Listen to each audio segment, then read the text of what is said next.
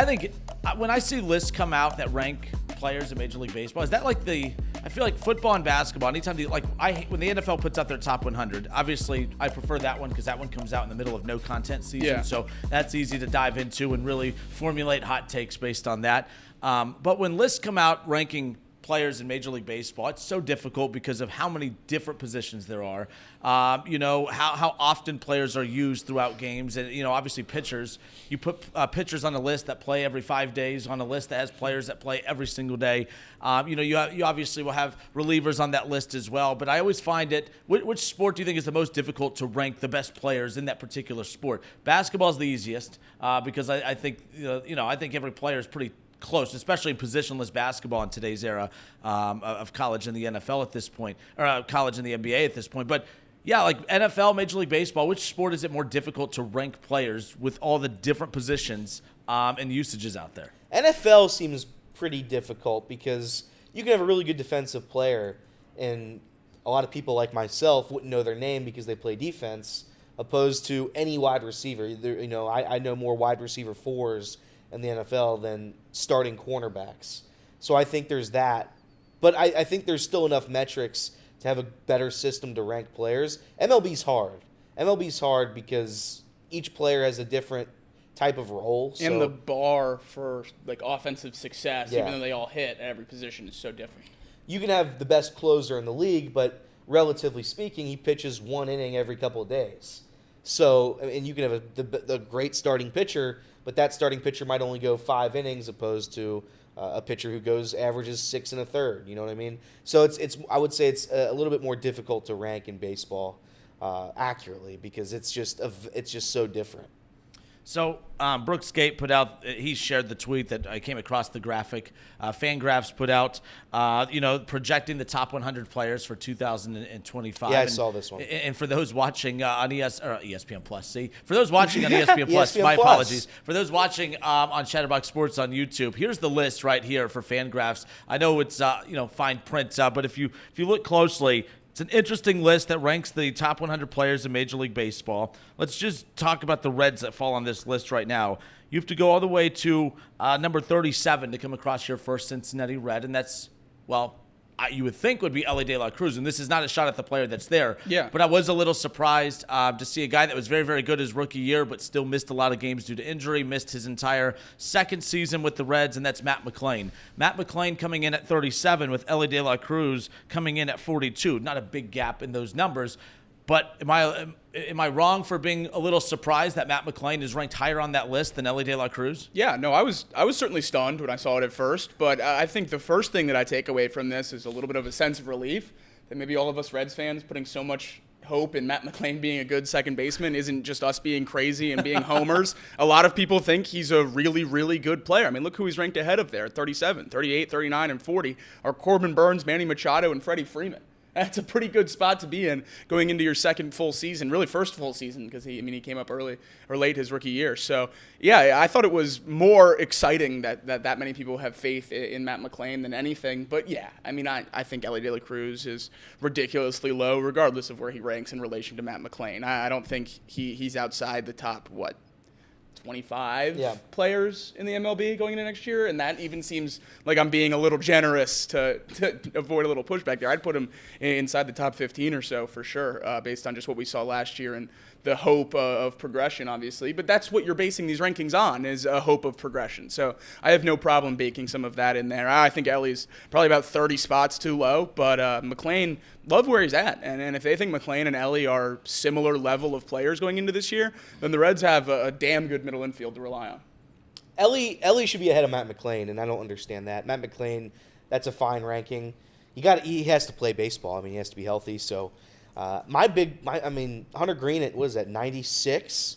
Hunter Green's not better than 96th. That one was crazy. That's. I've seen a couple. He's an all-star. 2025 pitching rankings that didn't have him in the top 10 or 15. Yeah, which is insane to me. I just don't. You can't watch, and this is where it kind of sucks being a small market team because nobody watches the Reds. But if you watched baseball last year, Hunter Green is most certainly a top 10 pitcher. Maybe if you want to say top 15 pitcher in Major League Baseball, I'd die on that hill. That's outrageous. Elly De La Cruz at 42. Like if you listed all the names in front of him, I would say a majority probably are better. But 42, what are we doing? Again, all-star, but I think he's better than, like, I don't know, 10 more of those guys. Jacob deGrom's ranked 12th. The guy doesn't play baseball. Jacob deGrom hasn't had more than 15 starts since 2019. So I don't know what this list is trying to prove. I mean, Julio Rodriguez is fine. Bad year last year. He's a top 10 player this year, according to this. Kind of crazy to me, but I try not to get mad at lists. But if I were to get mad at lists, I'd say having Hunter Green at 96th and Elly De La Cruz at 40. What was it? 47 or 43? 42. 42. My bad. Almost, Skinner. Yep. If you had to look at those two names right there and say they're not better than X amount of people, 42. That's what Elly De La Cruz gets. Nah. Well, the last time a Cincinnati professional superstar was inexplicably ranked in the 40s on their rankings, he put up a Triple Crown season. Jamar Chase ranked 45 That's in fair. the NFL Top 100 this year. So maybe Elly De La Cruz goes for the Triple Crown. And again, Elly De La Cruz plays 160 games a year. Right. That's another thing about this. 160 games. Look at the people above him. A lot of them don't play. A lot of them don't play. Yeah, I mean, Jacob deGrom doesn't play baseball. Jacob deGrom shouldn't be on any list ever, except for the injured list. My throat's killing me. But yeah, what an outrageous list. Now, I think we all kind of unanimously disagree with where all three Reds are ranked, but there's no snubs, right? Like, there's no fourth Red that we think should be in the top 100. It's pretty clearly those three and then no one else. Yeah, I agree. Okay. Just glad we're on the same page there. I mean, if you add all the players that the Reds are going after, I mean, there's quite a few Reds. To be fair, there's quite a lot of Reds on this list that they just haven't, Now, if you added up all of the skill of all the Reds players that operated in the outfield platoon this year, would that player be in the top 100? A Will Benson, Stuart Fairchild. I mean, who else can we throw in there? Jake Fraley, Hurtubise, Mix. Levi Jordan maybe got an inning in the outfield? If you combine them all. Would they be a top 100 player? No. I don't think so either. No. Good point made by the chat here. Will Benson's been posted a lot by the Reds this offseason doing charitable work. Round of applause for him for the work in the community, but seems like he's not going to get cut if they're using him for this much PR. Yeah. Let me guys ask you about Elly too. With Elly, I mean, again, we look at him. He comes on that list at number 42. Look at the players ahead of him.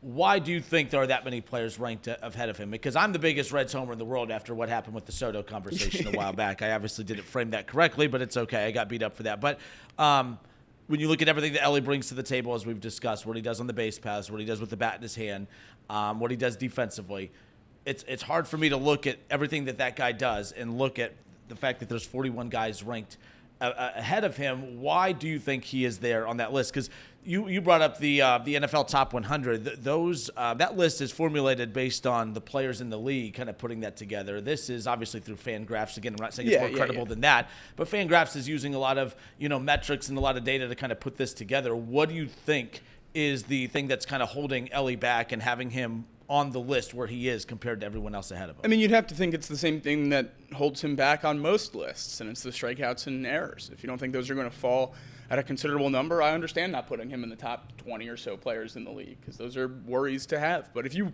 expect progression in either of those areas, then I don't know how you can justify this ranking whatsoever. I mean, if he's even marginally better at either of those things, then he's going to be one of the best, if not the best, shortstops in baseball.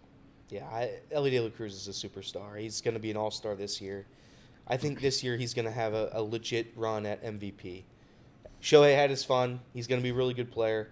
But I think Elly's going to have a chance to perhaps win an MVP this year. If he's able to continue the stolen bases numbers, keep improving offensively, lowering the strikeout number, we're going to be great. Defensively, I still think he's fine. Improve some of the silly errors. But, yeah, Elly's unbelievable, and we're never going to be able to pay him. There we go. Gunnar Henderson at 2. Was that a shock to you? Is he the number 2 player in Major League Baseball, in your opinion? Yeah, I don't think that's crazy to say. I don't know that I would necessarily have had him at 2, but certainly top 5 or so. I think he's the best shortstop in baseball for sure. I wouldn't put him there like Jacob just said, but if I would have had Soto at 2 behind Shohei. Correct. I wouldn't. I'm not going to sit here and complain about it, but I would not have. I think that top 5, Shohei 1, Gunnar 2, Aaron Judge, Bobby Witt, Juan Soto, those players in the top 5. We can argue order. I think that's the right top 5. That's fair. So Bobby Witt and Elly get put in this conversation a lot of times. Obviously, they're youth. They're from when they get called into the league, but they always get put side by side in a lot of comparisons and talking points. So to see Bobby Witt where he is and Elly where he is, why the gap between Bobby Witt and Elly, in your opinion? I think the Bobby Witt-Elly comparison is that they're both young and fast and shortstops with exciting power and really good prospects. Bobby Witt's just a little further along than I think Elly is. And when Elly has a couple more years under his belt, maybe we are talking about who's the best shortstop. We probably are, in my opinion, between those 3. I think those 3 are the future of the shortstop position. Gunnar Henderson, Bobby Witt, Elly De La Cruz. I think we're going to have debates for the next however many years about who's the best shortstop between those 3. So though Elly might not be there yet, he's a year or 2 behind both of those guys, depending on who you're talking about. So I would imagine that he vaults himself into that conversation probably by this time next year in more of a ranking sense. Yeah. All right, Off the Bench, presented by United Dairy Farmers, Chatterbox Sports on YouTube, ESPN 1410 Wingham and Dayton. Jose Ramirez coming in at number 7 on that list as well. And the guard, him taking such a major pay cut to stay in Cleveland. Yeah, Cleveland. His contract's a joke. That's pretty wild. That's the biggest deal and biggest deal in all of sports. Is there another superstar in sports right now that is as cost efficient as that one right there? I mean, depending on what you think of Bobby Witt, he's right up there too. 11 years for $225 million for what he is at his age. He would have got easily $400 on the open market. I'm trying to think, and I can't think of one. Because NBA players, they don't give discounts. No way. And with the players that have given discounts in the past, like LeBron, D-Wade, and Bosh, Right. I mean, that was over a decade ago. And the NBA players have with the thresholds for the Supermax and everything, they get more money when they return. Yep. So there's usually not that bidding war. NFL, no one's given anyone any kind of break every time. And this isn't like Since Bengals, Brady. It's not like, and even those, when you go back and look at those, it was always shaped as, man, Tom Brady gave these major pay cuts that allowed the Patriots to go and do what? It's one thing if Tom Brady gave those major pay cuts and then they went out and got the best players in football to put around him. He gave him a break, and they never really put superstars around him. That was about how they drafted and developed during that time, during the Tom Brady era. But if you go look, he wasn't shaving off major dollars, right? Like, it's not like he was taking $5, $6, $7 million less per year. He was just taking a couple here and there. That's why I always laugh. I think that's one of the more overrated narratives. Maybe I'm wrong on that in your opinion, but I think that's one of the more overrated narratives out there, that Tom Brady, that the Patriot way was Tom Brady taking less money. He never took significantly less money. It's not as if he was the 15th or 16th highest paid quarterback in the NFL. He was still top 5 in paid quarterbacks throughout his run. It's not as if he was always taking this major cut that I think a lot of people frame it as. Yeah, I don't know the numbers. I just know that that's always been the story behind why the Patriots were able to succeed for so long. I wish more players would take cuts, but it's just not. I mean, you get what 100 years max on this earth. You want to make as much money as you can so you can retire early and give your family and all the money in the world. So I get why people don't do it, but I would love for a player like Elly De La Cruz to sign a hometown deal and stay in Cincinnati. Do I think it'll happen? Probably not. Probably not.